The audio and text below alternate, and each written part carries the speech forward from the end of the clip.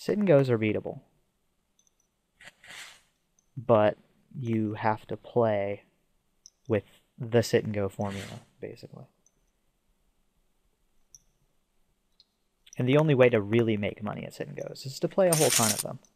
You know, but I mean, you have to be good enough to have multiple tables going at one time and be able to concentrate on all of them. Unless you have the bankroll where you can play like $50 sit and goes. And even then, I mean, the margin, you know, your expected value in a sit and go, especially at that level against the players that are playing them, are going to be, you know, it's going to be pretty close. So sit and goes really favor those who are good at multi-tabling and good at making strong, correct decisions over and over and over and over and over again. The grinders, basically. I mean, if you're like a loose, aggressive player that, you know, likes to make tricky plays and, you know, likes to play the player and take notes and do, you know, stuff like that, sit and goes aren't for you. They really aren't. Save your money. Sit and go is not your friend.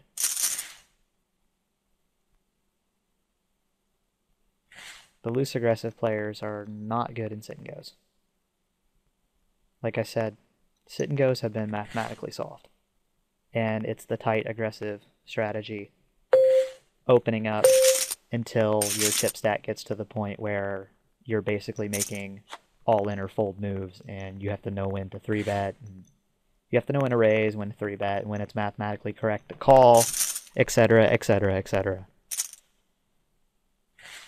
And this is a fold. Pot odds are actually pretty decent. I'm getting over 3.5 to 1, but there is still one person left to act.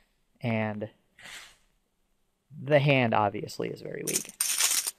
So, you know, even if I call here, there's still a chance that the guy with the most chips at the or the second most chips at the table decides he's going to be an idiot and raise after 3 people limp in just because he can and try to steal the pot. Probably less likely on a $4 sit and go than it would be at like a multi-table tournament situation, but still. Queen 6 of diamonds is not really your ideal hand. You're not really looking to see flops with that hand. There's not really all that much incentive there. Despite the pot odds, you're going to be out of position all 3 of your opponents.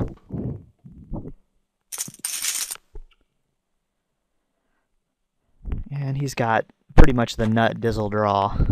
Unfortunately, he hit one of his outs that doesn't actually win him the hand.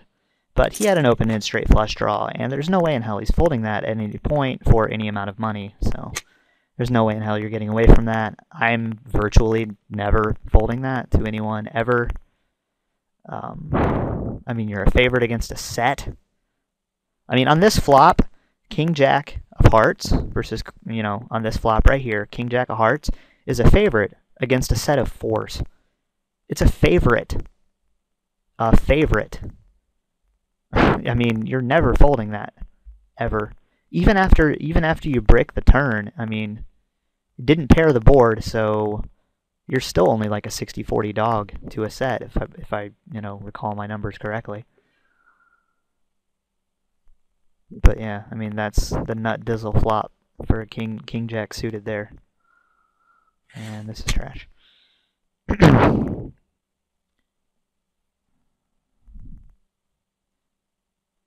So yeah, this is a sit and go play.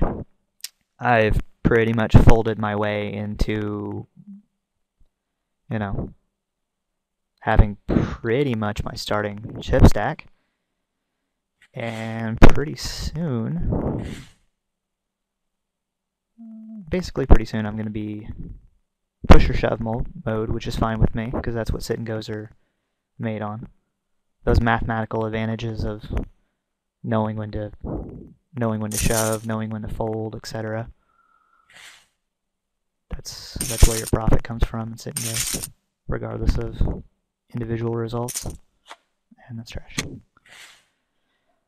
3, 4, 5, 6. So there's still 7 left. Oh, you can't even see all that. As you can see, there's 7 left.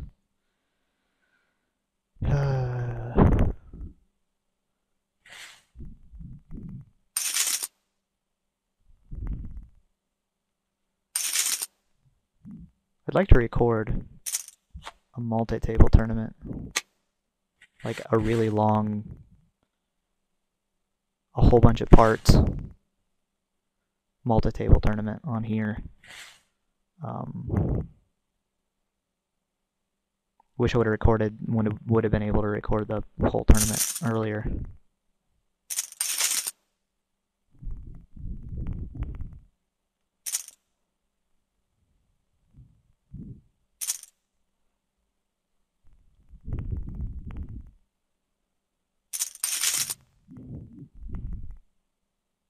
Oh wow.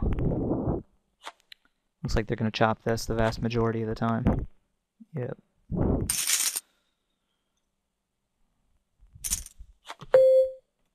Ooh, 1, 2, 3, 4, 7. This is pretty. Nah, it's not that close. It's kind of close, I guess. But it's still 7-handed. So, I mean, I'm looking to get something in the big blind or being able to make a play on like a limper in the big blind. Something like that. Like, if somebody like limps in here, I'm probably just going to shove over the top and hopefully pick up a free bet.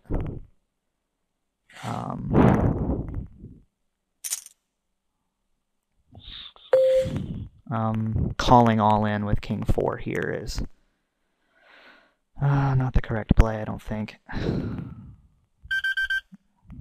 Total pawn, I can only win that. Yeah, that's a fold.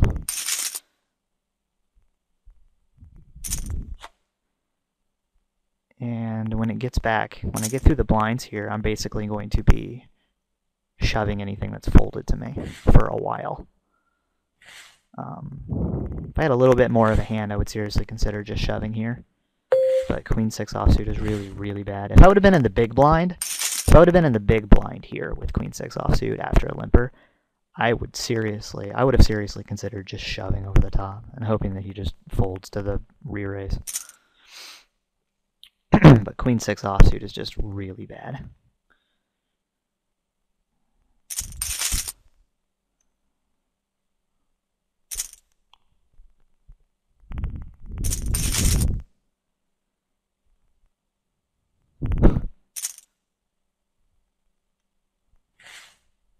Huh.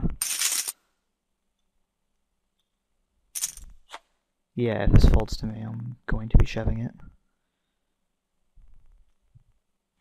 Like I said, anything even somewhat reasonable folded to me, I'm going to be shoving it to try to pick up the blinds. I mean, this guy's only got 900 in the big blind, so he actually has to have a hand to call. And this guy picked something up. Well, kinda. Alright, so we're 60-40 dog. And now we're a decent sized favorite. And we'll take it.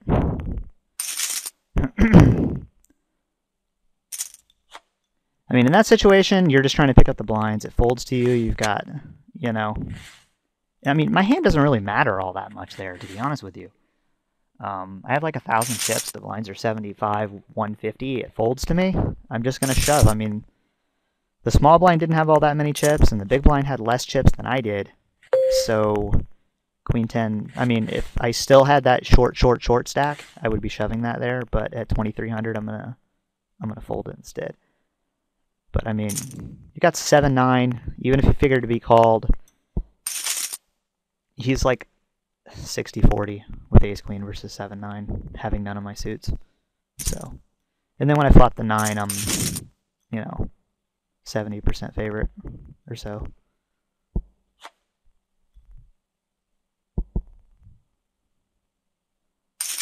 Kind of wish I would have played the Queen 10. I'm probably not getting away from that flop at any point.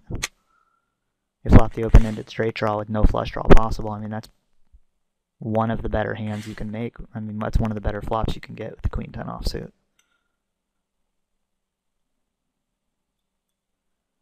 This video is a half an hour already. That's already, what, 3 parts? Bleh. This was supposed to be a turbo. Hell, I've like finished turbo one table sit and goes in half an hour before.